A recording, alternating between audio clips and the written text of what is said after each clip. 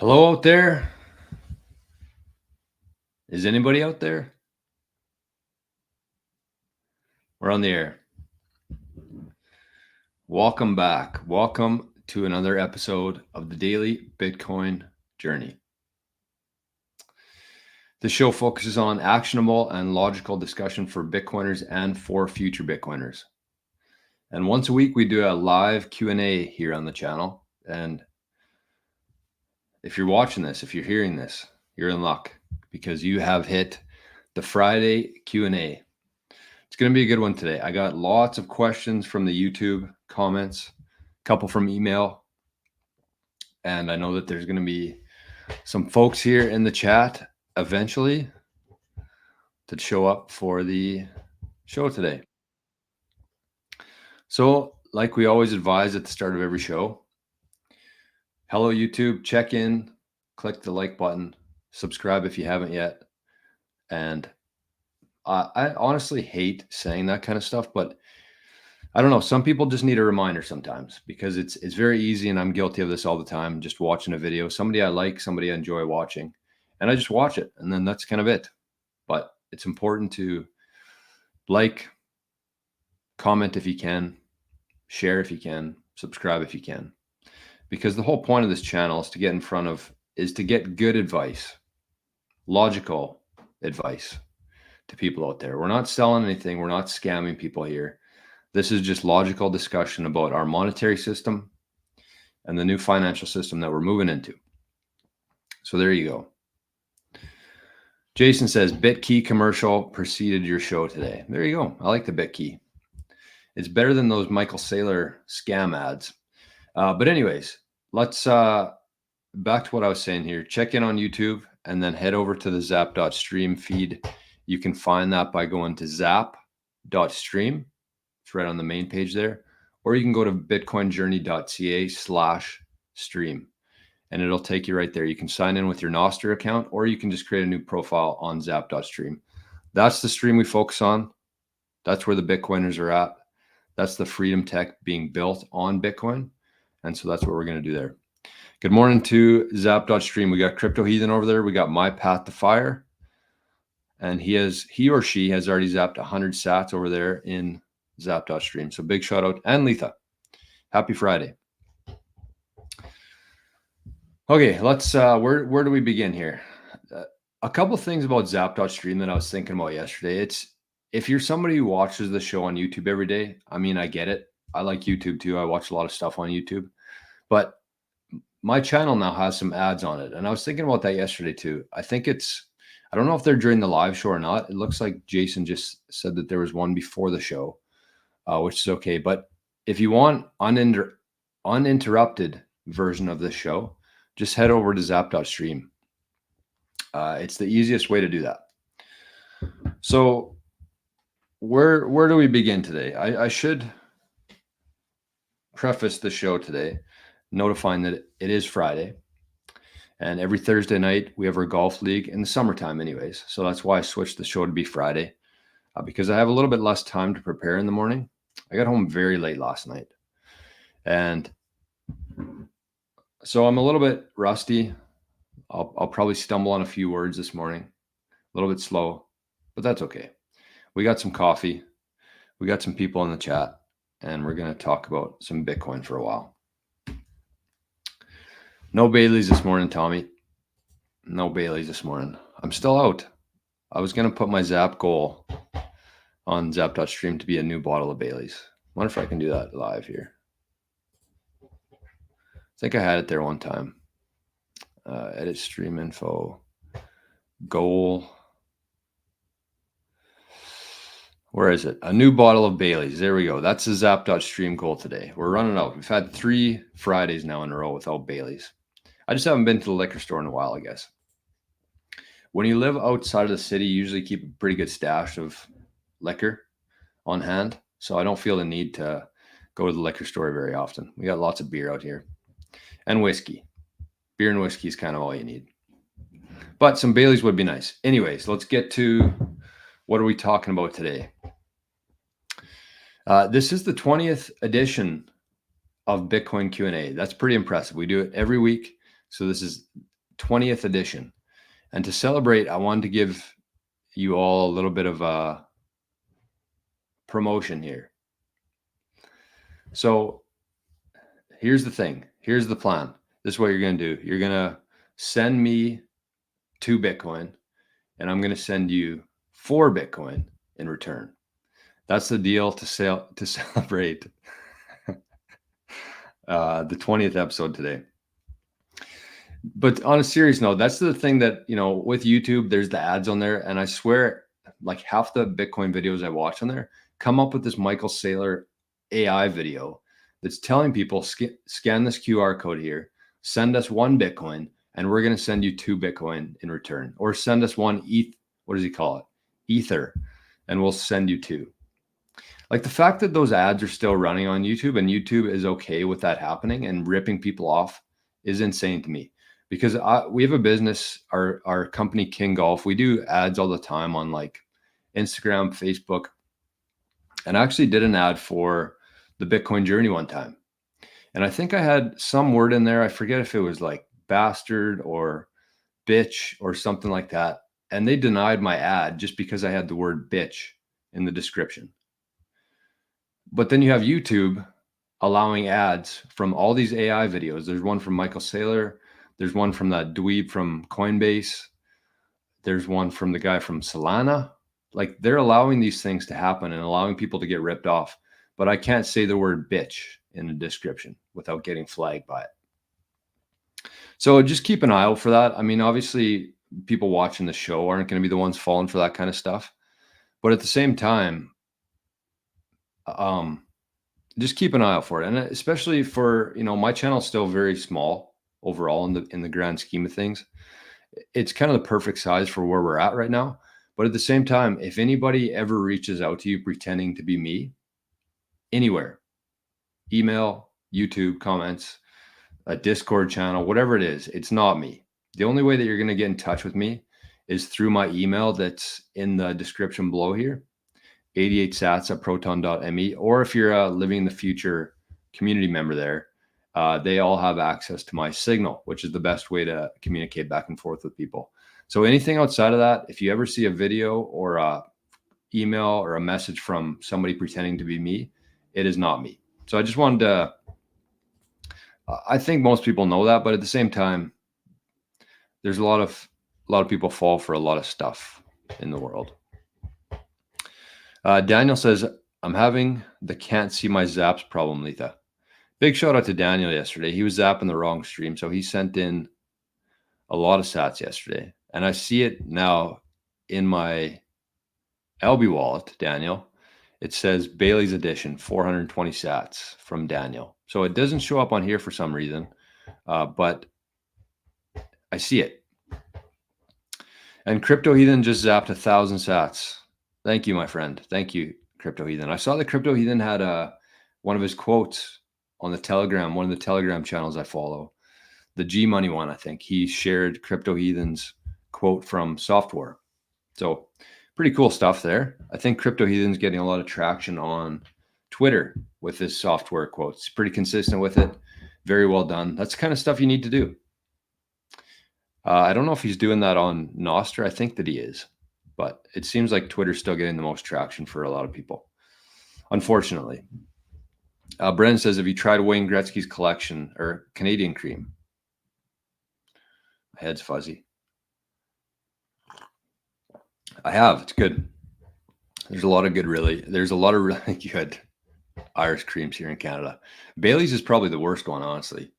I like the Wayne Gretzky one. I like the Canadian Club one, I think it is. There's a really good Irish one that I had. I only found it once. It was pretty expensive, but it was very good. It was made in Ireland. So there you go. BTC Backpacker. I'll start the show with this. Don't have a cold storage device. Was thinking about the Blockstream Jade because I use Blockstream Green Wallet. Any thoughts? I can't really comment on that because I've never used the Blockstream Jade before. I've heard nothing but good things about the Blockstream Jade. So I would say that that's probably a good way to go. I'm sure some people in the chat here can attest to that, but I can't.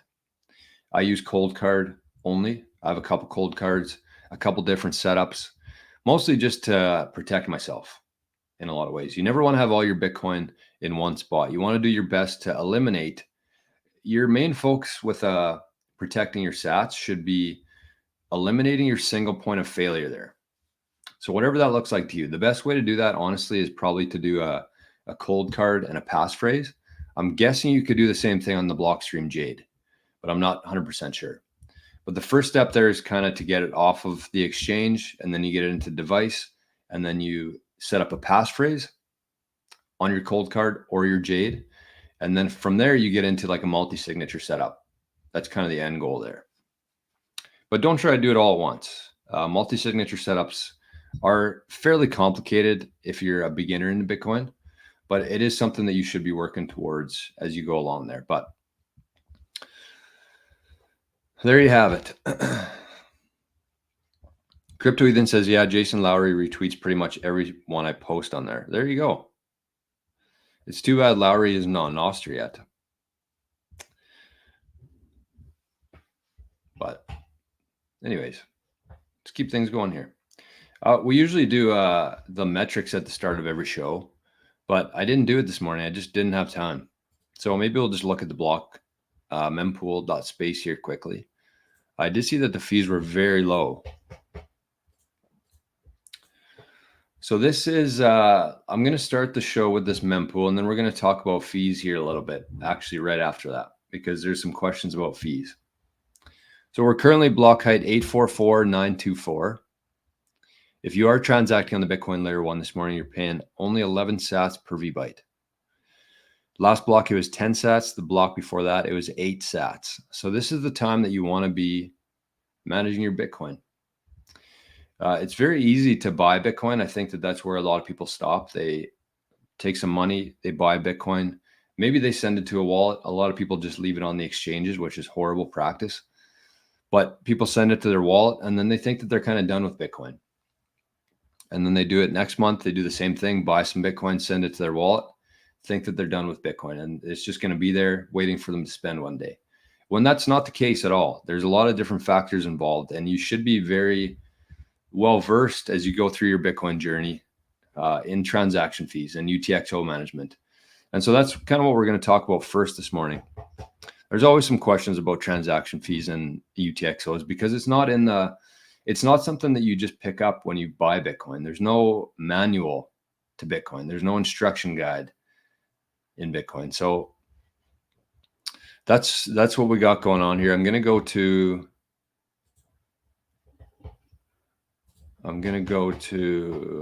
where are we here? This is the time chain calendar. So this is another really good resource for people. If you're not using this one yet, it's timechaincalendar.com. It has everything you need in here. It says the block subsidy, the supply, the percentage of the 21 million, the exchange. So Bitcoin is at 67,346 US dollars today. And the Moscow time right underneath that is 1485. So that's how many sats you get for $1 US, the Moscow time. So this is another good resource here to use. There's a lot of good information on here. And the cool thing is you can go back to any block here and look at what was going on. So let's look at just for shits and gigs here. We can see the Moscow time today is 1485. Let's see what it was back in at the 400,000 block. Oh, look at that. So this was, 8 years ago. So you can see there that the Moscow time back at 404,705 was 235,793. That was the Moscow time. That's how many sats you could get for $1 US. 235,000 sats. Today, you get 1484. So the one thing you need in Bitcoin, the one thing that you need is patience. You need patience. The only thing that, as we move forward with this, as adoption increases, as the supply continues to go down, as time moves on, you're going to be the ones. I mean, it's very easy to sit here right now and look at all the Bitcoiners who have been here for the last 10 years, like watching that BTC Pay documentary, the Bitcoiners that have been here for 10 years, you have to think about this fact that in 10 years from now, you're going to be that person. You're going to be the one either building something in Bitcoin or doing something really special in Bitcoin. Whatever that is, you're going to be that person if you stick with it, if you protect your Bitcoin, and you just wait. If you have patience and you get through all the noise, you're going to be the people that you're watching on TV today. So just keep that in mind. It's very easy to get impatient in Bitcoin and want things to happen all at once, but it's just not reality. The only thing you have to have is patience. Rick says, have you smashed the like yet? Good question. I'm not going to check on it because I got a question here waiting for me. So let's, there's a question here. The one I wanted to start with here is one from Will Rowell. Says, thank you for the advice. How can I know when the fees are low? Would you mind sharing about it? We'll appreciate it. So let me just quickly say, talking about this on the show today. So Will's question is, how do you know if the fees are low? Very good question. So this is the best resource for that. How can you tell if the fees are low or not? Go to, here's the website, fee multiple.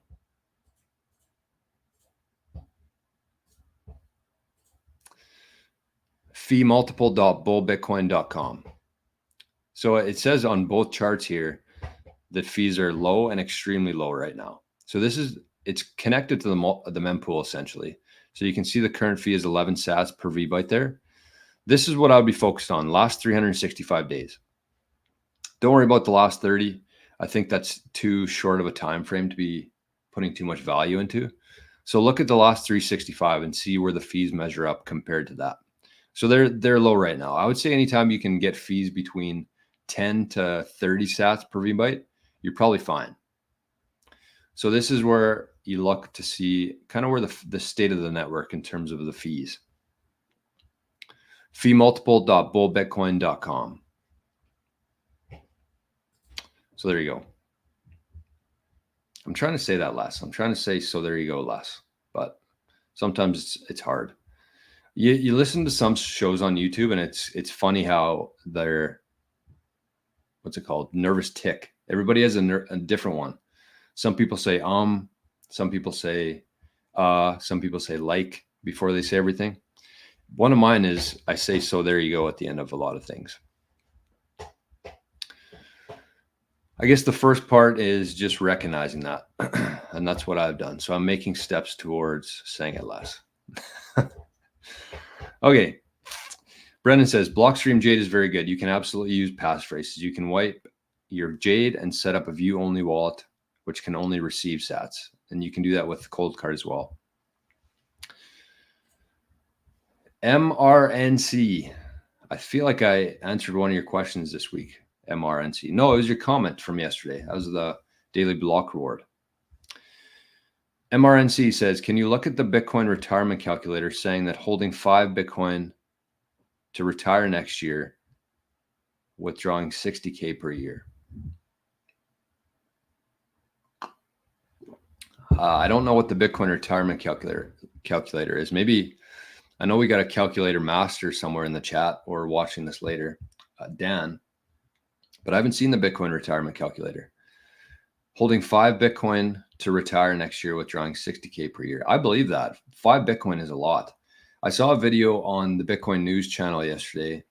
They did one saying that you need, I think, 10 Bitcoin to become a millionaire in the future. I don't know. I think that that's very, very high.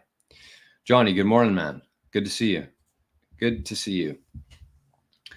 But I'd say 10 Bitcoin, they said that's what you need to become a millionaire in the new system. I think that's way too high.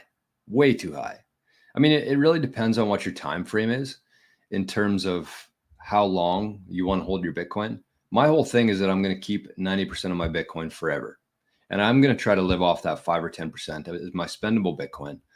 But it depends how long your time frame is. If you want to retire next year, then 5 Bitcoin is probably good enough to do that. I'm not going to retire for probably ever, honestly. But as long as you can find things that you like doing to do, then why would you ever retire? So with that, though, I think that the longer the time frame you have, if you're somebody in your 20s or your 30s right now, I think that if you can get to half a Bitcoin, you're going to be laughing by the end of, by the time you get to be 60, 70 years old. I think you're going to be laughing with half a Bitcoin in terms of being able to keep the majority of it and also to spend and live off of that. So that's just kind of I don't have a calculator or nobody knows. That's the thing. You can have as many calculators as you want to, but at the end of the day, we have no idea what the price is going to be worth in 10 years from now, 20 years from now. It could absolutely exceed all of our expectations by 1,000. It could also just stay around $70,000 if it doesn't do what we think it's going to do.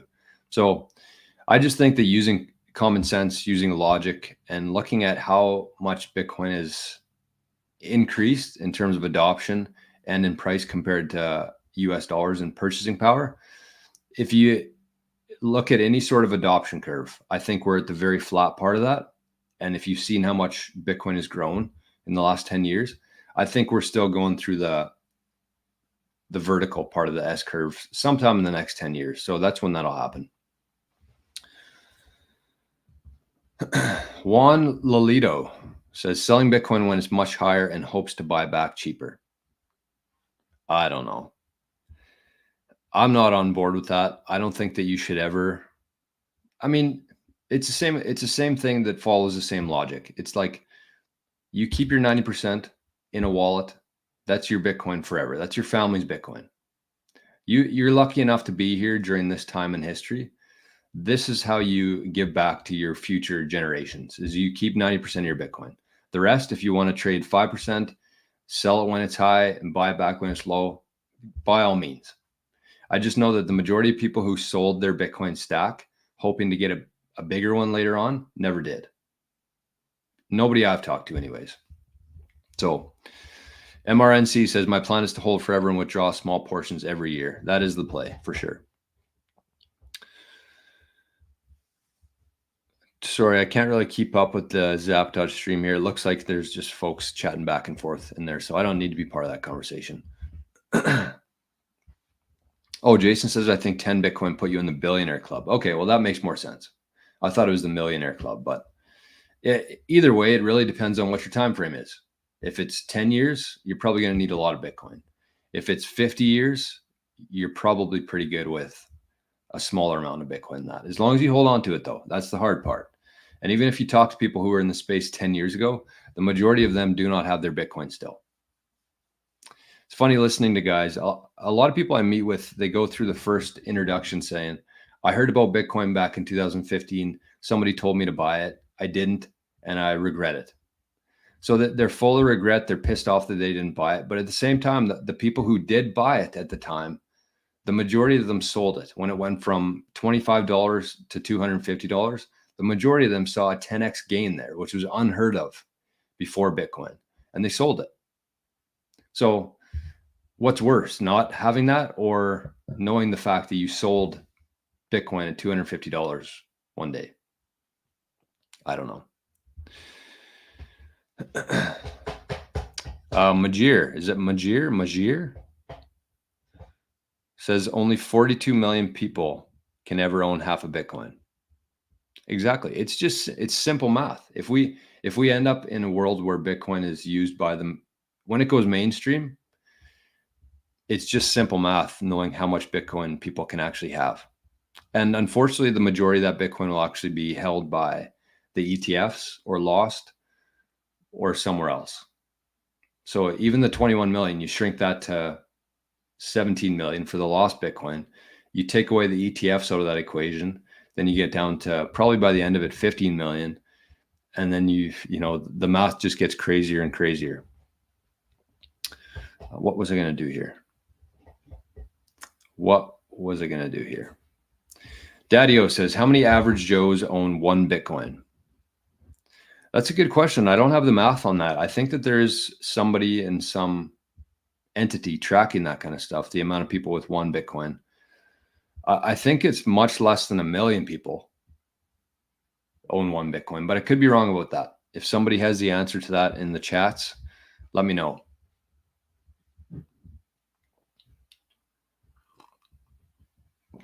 That is the whole point of this show. That is the whole point of everything that we're doing here, is to get as many average Joes into Bitcoin before BlackRock buys it all. So, oh, that's what I was going to do. I was going to top up I think I saw a message from Zap Stream saying that I was almost out. Yes, I did.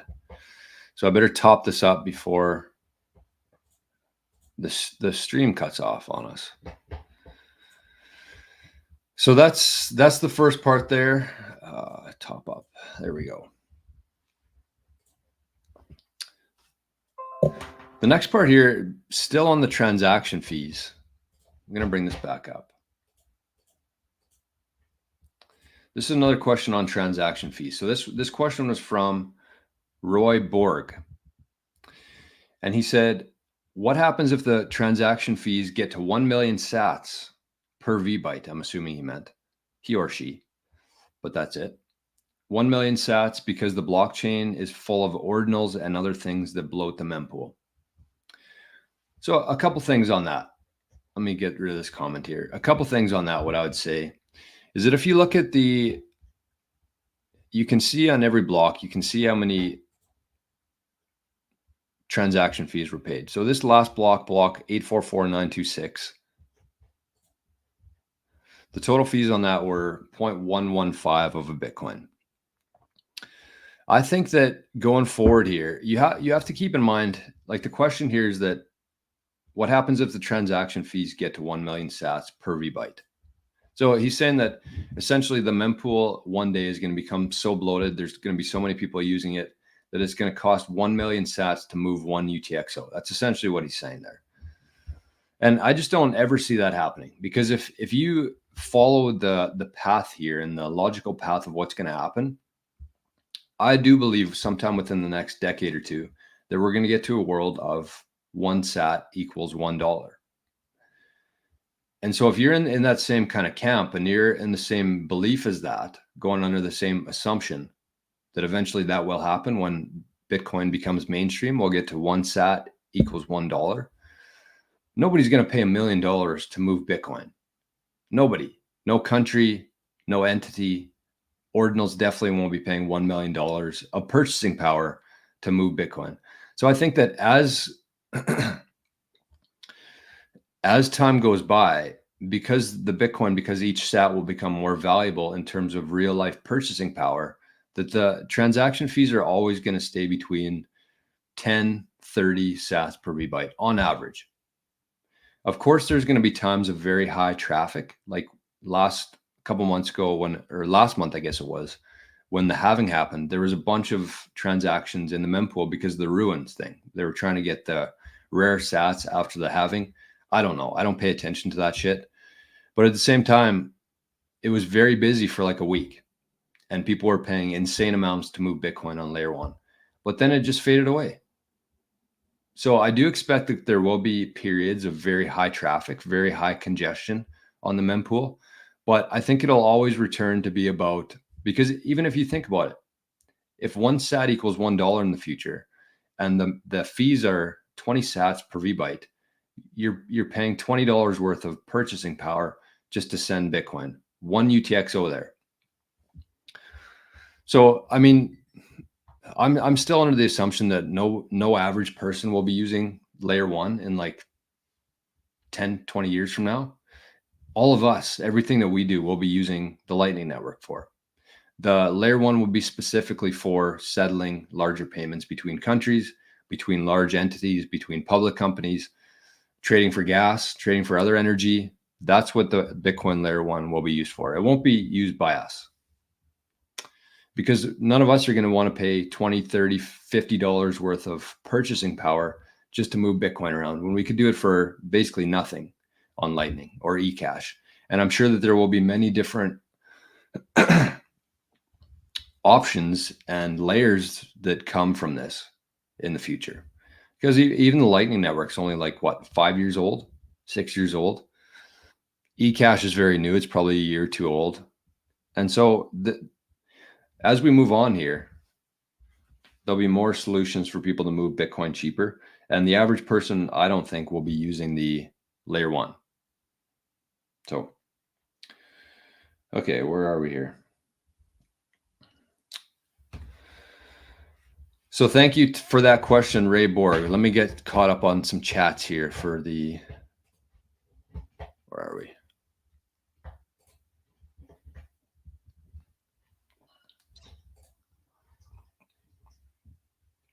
Okay.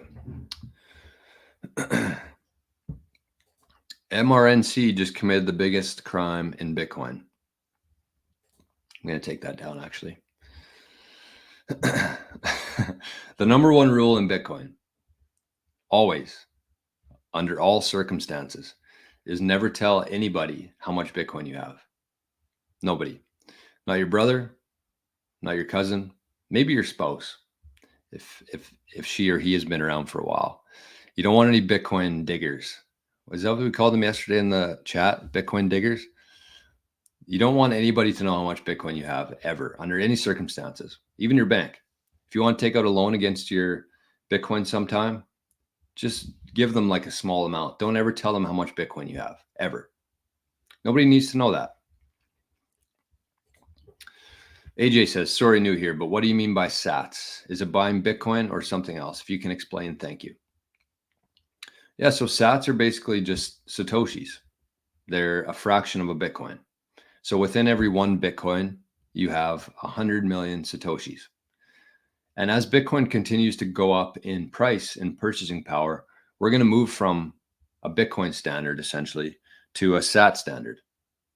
Because when Bitcoin gets to be, 1 million, 2 million, 3 million per coin, and it's going up in those kind of increments, bigger increments, when we move through that vertical part of the S curve, no one's going to be valuing their Bitcoin at 3.5 million versus 3.557 million Bitcoin per Bitcoin. It's going to be $3 per sat. And then once we get to another point, it's going to be 50 cents per microsat. So I like to think of it kind of like land. When the first people came over here from Europe into the New World over here to North America, they started looking at land, and you could get land for a very cheap amount of money. Let's say you were the first people over here. You got set up, maybe you got like, I don't know, 20 sections of land for $5. So we went from township. You could basically own a whole town back then. And then we went to a section, and then we went to a half section, and then a quarter section, and then an acre, and then a lot. So Bitcoin is going to do the same thing because it's a fixed supply. So that's why there's no inflation in Bitcoin. Even though people are worried that we can't inflate Bitcoin, we can move it basically to infinity. Bitcoin is highly, highly divisible. So Bitcoin right now would be similar to like owning a town back in, I don't know when that was. I'm not going to pretend to know. When people first move over here. And then as more and more people started showing up, they started buying that land. There was more demand for that land. So the price went up. We started dividing into different measurements of land: section, half section, quarter section, acre, and then lot, as more and more people showed up. So the exact same thing is going to happen with Bitcoin. I really like comparing Bitcoin to land because it's very similar in a lot of ways. It's fixed. It will only go up forever, just like land.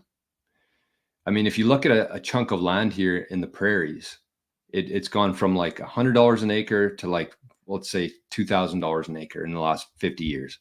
Those are just absolute approximate numbers, just an example. But the land itself actually didn't become more valuable. The crops are the exact same. People are using the same thing. In fact, they're actually more efficient nowadays with the GPS and the less actual human labor that we need. But for some reason, the value's gone up. So the exact same thing is going to happen with Bitcoin over time because it's a fixed supply. And similar to how farmers use their land in terms of going to the bank, lending against their land, they don't sell their land to buy a new truck. They take out a loan against their land. That's the exact same approach people should be taking with their Bitcoin.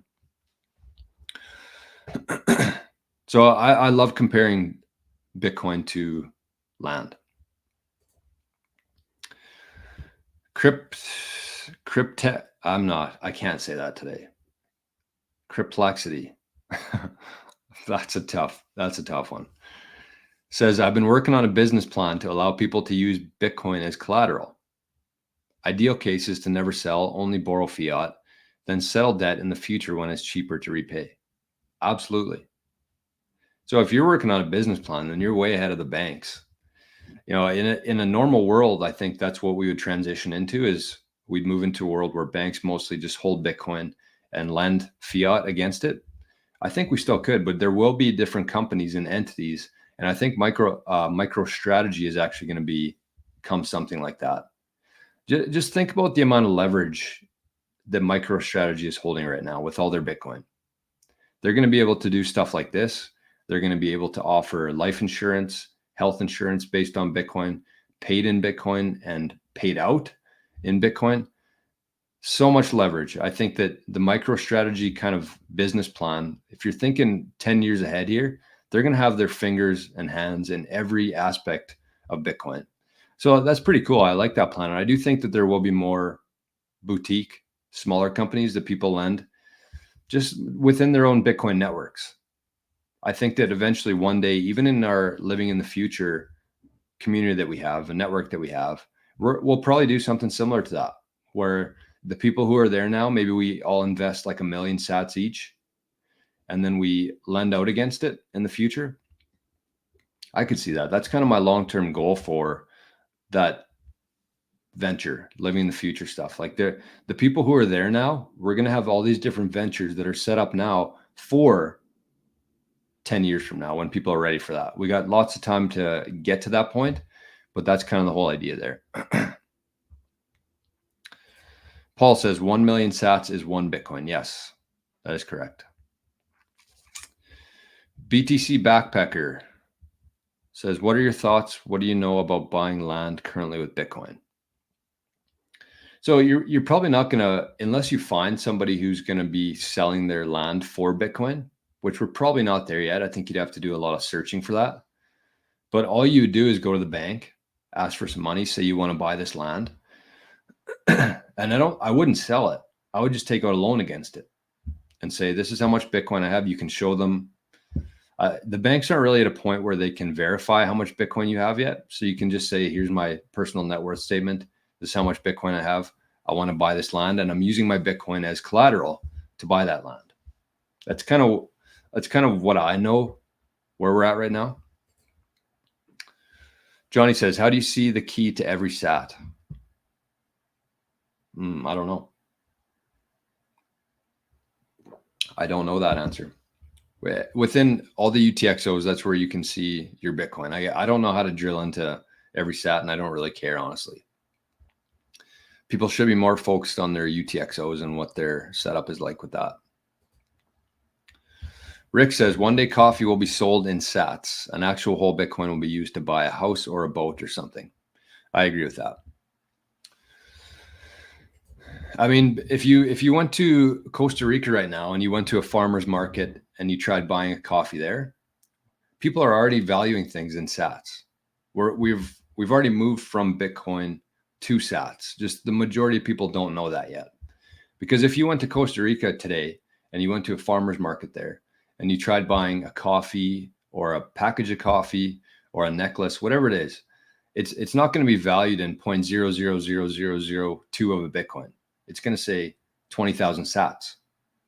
So that's where these measurements and that's where these units are going to come in handy, because we're not going to know how many zeros to put in front of the Bitcoin. It's going to be a nightmare. So just for people's ability to buy and sell with Bitcoin, to transact with Bitcoin, we're already using sats, and we'll continue to do that.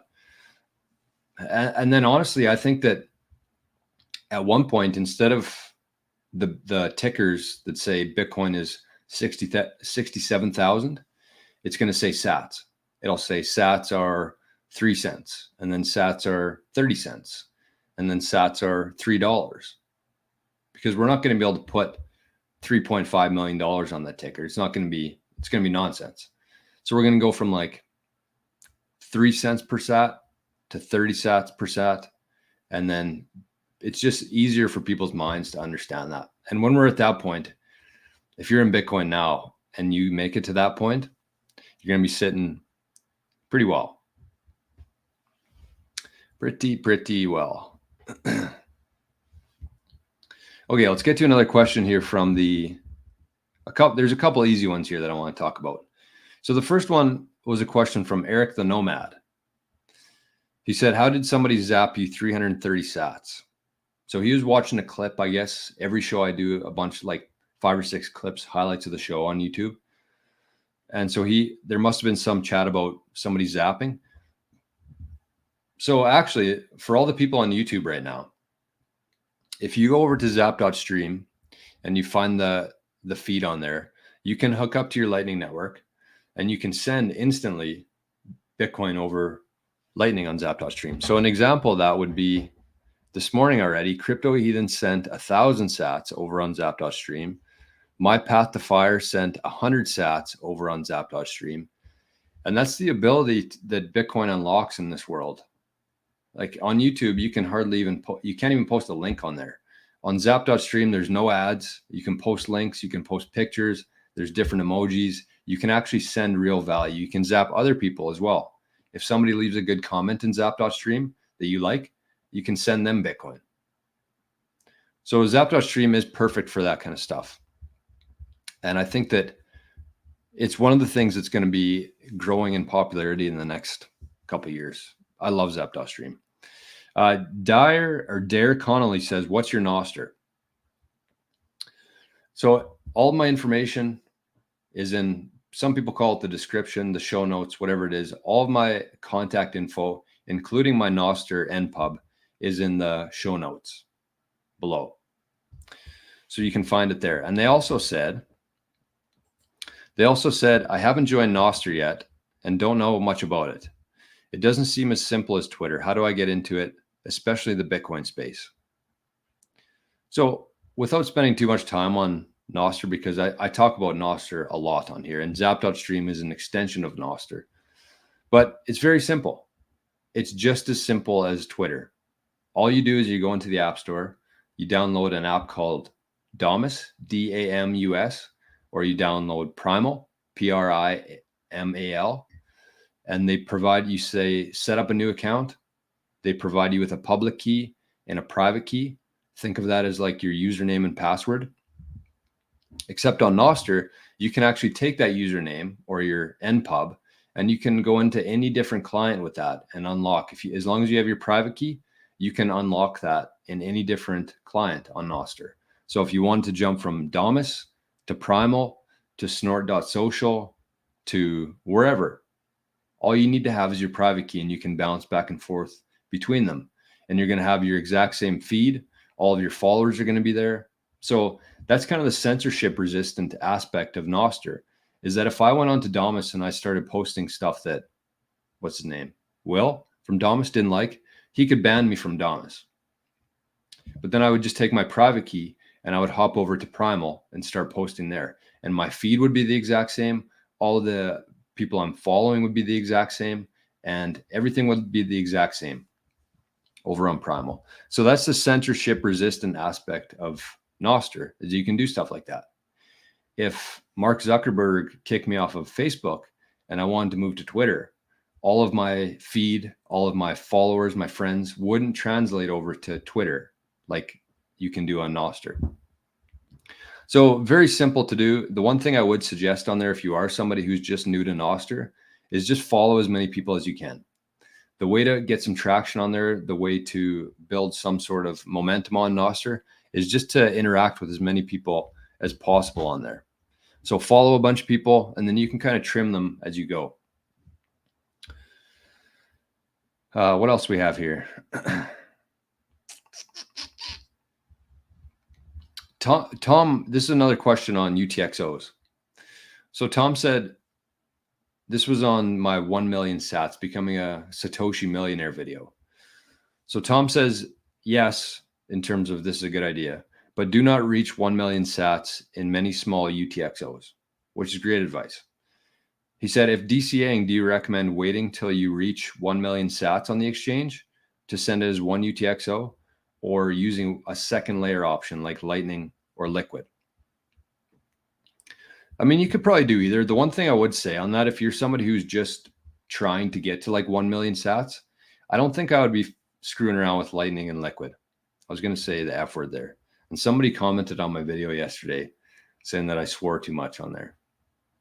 So fuck them. But if I was somebody who was just getting into Bitcoin right now, I would take the approach of waiting until you have like 250,000 sats.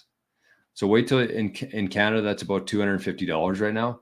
Wait till you have that to buy some and then send it to your wallet. But then you can always wait it out. So even if you have 4 UTXOs worth 250,000 each, if you wait for mempools to clear to be like 5, 10, 15 sats per VByte, it's hardly going to cost you any money to consolidate that. I just don't think it's worth the hassle for somebody who's new to Bitcoin to be screwing around with Lightning and Liquid and eCash yet. Just buy Bitcoin, wait till you have 250,000 sats to move it off the exchange, and then just keep an eye out for the mempool. When it gets down low fees like we have today, then you just consolidate those 4 UTXOs, send it to a new address, and all of a sudden you have 1 UTXO for probably like 20,000 sats or less. I just think that you go through too much of a learning curve there to get onto Lightning or Liquid. And then you also have to move that back onto layer 1 eventually, or spend it. But if this is kind of like your long-term retirement fund, you don't need to be moving it back and forth on Lightning, Liquid. Just keep it simple, send it to your wallet, and then wait for the fees to be low where you can consolidate it into one transaction or 1 UTXO. That'd be my advice there. A couple questions in the chat here, but before we do that, here's a nice little ad, I guess you'd say, or I don't even know the word I'm looking for here. A boost. Crypto Heathen says he zapped 1,000 sats with a message. Says, calling all weightlifters. I'm looking to grow a community on Nostr to promote physical fitness, particularly powerlifting, OLY, CrossFit, and strongman. Post a photo of your proof of work with the hashtag blockchain barbell club for a follow and a zap. There you go. So if you're, a couple things I'd say there. If you are somebody who's watching this right now, get onto Nostr for one, just get onto Nostr. But if you're somebody who's a powerlifter, CrossFitter, into lifting stuff, into lifting heavy things off the ground, check out Crypto Heathen and post a picture of you working out, proof of work, and he's going to follow and zap you over there. And I mean, the second part there is that if you are somebody who just wants information on powerlifting, if that's something you want to get into, there's a really good resource there. And I'm sure that Crypto Heathen will be building a little community over on Nostr around powerlifting and CrossFit stuff. There'll be many different communities pop up on Nostr around different interest groups like that. Slowly, one is growing on golf stuff on Nostr. It's taken a couple of years though, and we only have like 20 people on Nostr who golf. But at the same time, if you're there right now and you're kind of known as the powerlifting guy or the golf guy or the car guy, you're gonna be very well set up in the future. I'll just say that. If you're somebody who has an interest, you should be doing everything that you can right now on Nostr to grow a community around that. And if you become the face of that community and that interest group, you're going to have a lot of leverage in the future just based on that. It's like getting onto TikTok when hardly anybody was using it. And look at the people 4 or 5 years later, the first people who were on TikTok, and look how much their lives have changed since then. If that's something you want, it's not for everybody, for sure, but I love that. So thank you, Crypto Heathen, for that zap, and great message there. Great initiative. Over on the YouTube, AJ says, is it easy to travel with a hard wallet? Heard the customs has to know how much you hold and open your account. Is it legit? I mean, I wouldn't be this is just me, but I wouldn't be traveling with my hard wallet. Why would you need to? Yeah. Unless you're worried that somebody's going to break in your house while you're gone on your trip, that's probably the only way. But I think that there's better solutions than that, honestly. But I mean, if you're fleeing your country, that's a bit of a different story. And the funny thing is like the guy from one of the altcoins, the guy went to jail, and he shoved a Trezor, I think, up his butt in jail. And I think they found it. But I mean, if you're being arrested for Bitcoin and altcoin stuff, I feel like you should know that you don't have to shove anything up your butt. All you have to do is just memorize 12 words.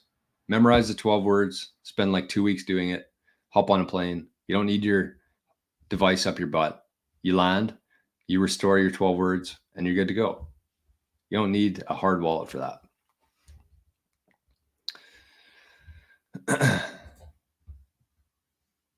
Yeah, I mean, customers probably wouldn't even know what a hardware wallet is, honestly, but who knows? I just wouldn't risk it, to be honest with you. Kev says, do people you know buy the Bitcoin ETFs, and will they buy the Ethereum ETFs? Okay, was it just, did I dream this, or did the Ethereum ETFs get approved yesterday? I was on the golf course and there's a notification popped up on my phone saying that they had been approved, but I didn't really follow up because frankly, I don't give a shit. But Kev says, do you know people who buy the Bitcoin ETFs, and will they buy the Ethereum? No, I know people who hold the Bitcoin ETFs, myself included. I think that the Bitcoin ETFs are a very good transition from the old system. If you have a bunch of money, if you have a bunch of retirement funds, any capital in the old system, if you don't want to take it out, if you don't want to pay taxes on it, pay a bunch of fees to buy Bitcoin, you can just easily roll that into a Bitcoin ETF. That's what I would say that they're perfect for. And then from there, you have a couple of years, you can slowly cash those Bitcoin ETFs out and buy Bitcoin for sure. That's the end goal there. You don't want to hold Bitcoin ETFs forever. I think that you roll your existing capital into the Bitcoin ETFs, and then you make a plan to eventually cash those Bitcoin ETFs out in a place where you can store it on your own in self-custody. So if you are somebody who's looking to do that, if you're in Canada and you want to move your pension, your existing assets, your RSP, TFSA, whatever it is, if you want to roll that into the Bitcoin ETF and you need help and your financial advisor is not Bitcoin friendly, just reach out to me, because I have a couple guys in my network here that I use for helping people with Bitcoin ETFs, and they're very good, very Bitcoin friendly. Highly recommend them.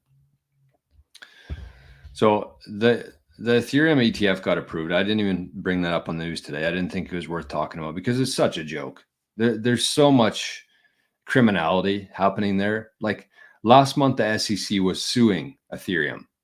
Now, all of a sudden, there's an Ethereum ETF. Things that make you go, But as we talked about on yesterday's show, the whole reason for that is because the banks and these big institutions saw what happened with the Bitcoin ETF, saw how successful it was, and that's a way for them to make money. And the banks and corporations, for the most part, unless you're one of the big seven on the stock exchange like Apple, Nvidia, Microsoft, unless you're one of those companies, you're feeling what's happening right now with inflation. You're looking for every way that you can to earn more money and to stay alive in the old system. And so this is the easiest way for them to do that. They just hook up their cart to the Bitcoin ETF, and they think they're going to be able to do the same with the Ethereum ETF. But I think it's going to be an absolute flop. I think that something will probably happen even in the short term that'll stop the Ethereum ETF. It's just junk. Everything about Ethereum is just straight up junk. I don't shit on many cryptos or altcoins at all. I think that a lot of them will have a use case in the future, but Ethereum is not one of them. Ethereum is the US dollar, but worse. And I mean, if you're somebody who holds Ethereum and you're mad about that comment, I really don't give a shit. Shubaduki, that'll be the next ETF, as Jack Mullers would say. Shout out to an anonymous person over on Zap.stream, Zap 21 sats. Thank you, my friend. I think that's it for the questions that we had. There was one on, somebody wanted to do a walkthrough of the Lightning Network on a future video.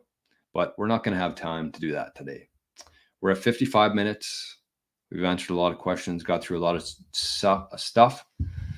The one thing I did want to say, and I actually forgot to mention this at the start of the show, was our daily block reward from Chris. I wanted to share this comment with you. So this is a comment from Chris. I think this is our good friend, Chris. I'm not 100% sure. Yes, it is. So Chris yesterday on the video said, not to get too political here, in my opinion, your comments about the election interference were bang on. Biden has zero chance to win the upcoming election without a huge dose of shit, a huge dose of bullshit, basically. Oh, and the Mallard's video was very good. He's a sharp guy. I can see why the news media likes him on as a guest. By the way, struck up 2 conversations about Bitcoin recently because I was wearing a Bitcoin hat. It works. Good show and happy birthday. There you go. Chris said that he struck up 2 conversations about Bitcoin recently because he was wearing a Bitcoin hat. And that's what we were talking about on yesterday's show, is that one way to actually spread adoption and push things forward here, accelerate things, is by letting people know that you're a Bitcoiner, whether that's a hat, a hoodie, a t-shirt, head covers, whatever that is. That's the easiest way for people to get to notice you in public and actually meet some Bitcoiners face to face in real life. So big shout out to Chris for having I didn't even think of a hat. Bitcoin hats work just as well. Jason says, if they do approve the ETF, it's the beginning of the end of the SEC. I agree with that. It's just, there's only a small group of people who are still listening to these criminals, and it's fading away by the day. Brennan says, imagine the USD, which is not used to purchase anything anywhere, controlled by a little Russian boy. Every single aspect of Ethereum gives me the heebie-jeebies, red flags everywhere, every single aspect of it. I haven't found one part about Ethereum that I was like, maybe it makes sense. Maybe I should hold some Ethereum just in case. There's one little bright spot here that this could happen, and I want to be part of it. 0 things have happened for me that way. Everything I see about Ethereum, from Vitalik to their changing their issuance schedule every year, to moving from proof of work to proof of stake, to the gas fees on there, to it being a security. It's a security. It's an unregistered security. So if you're still holding Ethereum, I mean, you just got a huge gift from the gods yesterday in terms of this Ethereum ETF. You should be absolutely 1,000,000% selling every piece of Ethereum that you have at these prices after this news here, because it's the best it's ever going to be. In fiat, maybe not, but in Bitcoin, yes. Hey, it's our favorite bird in the chat. Good morning. Okay, well, I think that's it for today, folks. I think that's it for today. If you have any questions before we go, I have one last announcement here. But if you have any questions on the way out, make sure to drop them in the chat and we'll discuss. I probably have 10 more minutes or so if we want to, but if not, we'll just cut it off. We don't need to be dragging things out here. Yes, rock and roll. Good to see you. Saifadine says, Ethereum is the mother asshole from which the shitcoins spring. Perfect. So the last thing that I did want to say here is that we do have our whichever one you want to use. We do have our 100 sats for 100 days for 100K challenge. You can still get in on it if you want to. It's going to cut off on this Sunday. So every Sunday, I'm going to go into the spreadsheet. I'm going to see how many people have lost out or missed a day. And then they're going to get scratched out from the challenge. So you have up until this Sunday to join the challenge, to join the Living the Future tier. and get in on that. The whole idea there is we're going to try to get 100 sats, earning 100 sats for 100 days straight. And some lucky person, if anybody completes that challenge, is going to win 100,000 sats from me.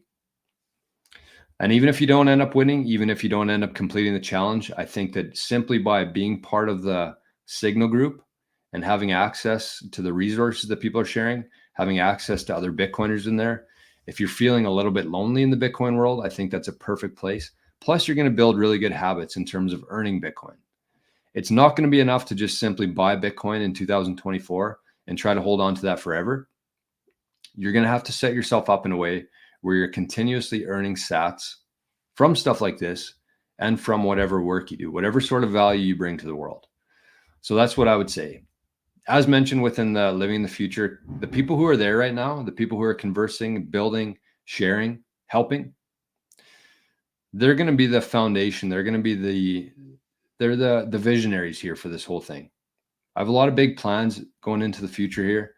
A few of them have already been put into place. A few of them are slowly chunking along, but we're still in the very, very, very early days of this.